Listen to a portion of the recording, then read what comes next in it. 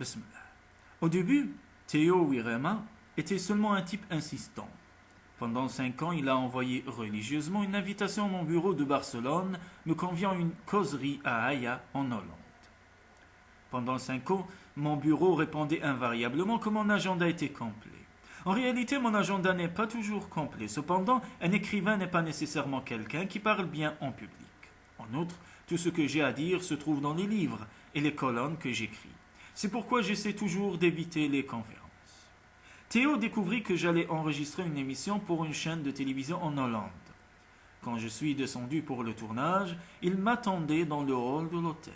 Il s'est présenté et m'a proposé de m'accompagner, disant « Je ne suis pas quelqu'un qui ne peut pas entendre un refus. Je crois seulement que je m'y prends mal pour atteindre mon but. » Il faut lutter pour ses rêves, mais il faut savoir également que quand certains chemins se révèlent impossibles, mieux vaut garder son énergie pour parcourir d'autres routes.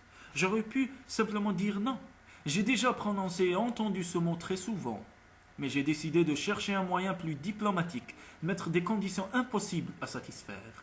J'ai dit que je donnerais la conférence gratuitement, mais que le billet d'entrée ne dépasserait pas 2 euros et que la salle devrait contenir un maximum de 200 personnes. Théo a accepté. Vous allez dépenser plus que vous ne gagnerez, l'ai-je alerté. Pour ce qui me concerne, rien que le billet d'avion et l'hôtel coûtent le triple de ce que vous recevrez si vous parvenez à remplir la salle.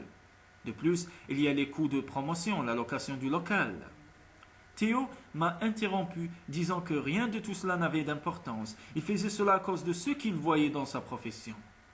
J'organise des événements parce que j'ai besoin de continuer à croire que l'être humain est en quête d'un monde meilleur.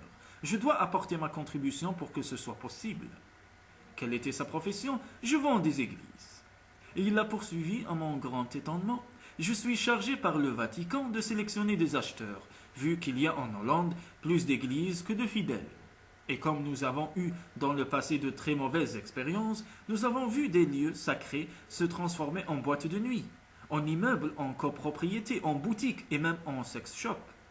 Le système de vente a changé.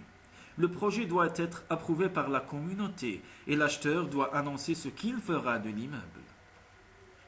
En général, nous acceptons seulement les propositions qui comportent un centre culturel, une institution charitable ou un musée.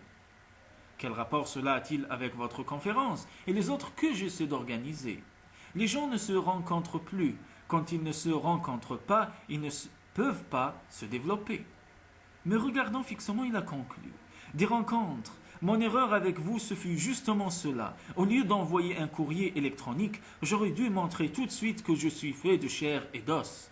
Un jour où je ne parvenais pas à obtenir de réponse d'un certain politicien, je suis allé frapper à sa porte. Et il m'a dit, si vous voulez quelque chose, il faut d'abord montrer vos yeux. Depuis lors, je l'ai fait, et je n'ai recueilli que de bons résultats. Nous pouvons avoir tous les moyens de communication du monde. Mais rien, absolument rien, ne remplace le regard de l'être humain. Évidemment, j'ai fini par accepter la proposition.